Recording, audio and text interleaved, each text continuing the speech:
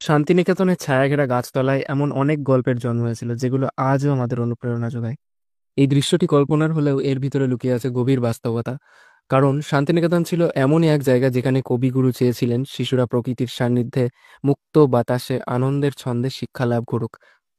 তার শিক্ষাদর্শ ছিল বইয়ের পৃষ্ঠার বাইরেও জীবন ও প্রকৃতির সঙ্গে একাত্মতা গড়ে তোলা।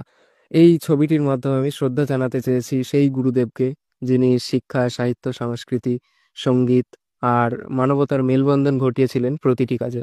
তার চিন্তা শুধু ভারতবর্ষের নয়, সারা বিশ্বের শিক্ষাক্ষেত্রে এক আলোক বর্তিকা হয়ে আছে আজও। ছবির শিশুরা যেন আমাদের ভবিষ্যৎ, আর কবিগুরুর হাতে লেখা শব্দেরা তাদের হাত ধরে নিয়ে যাচ্ছে এক আলোকিত পৃথিবীর পথে। প্রকৃতির মাঝে শিশুদের নির্ভার দৃষ্টির সামনে রবীন্দ্রনাথ যেন ভবিষ্যতের বীজ বুনছেন, কবিতায়, চিন্তায়, শিক্ষায়। তো যাই হোক, ছবিটাকে এক্সপ্লেন করার জন্য অনেক ভারী ভারী শব্দ হয়তো বলে ফেলেছি। তো ছবিটা জাস্ট স্কেচ করে আমি তোমাদের দিচ্ছি এখানে।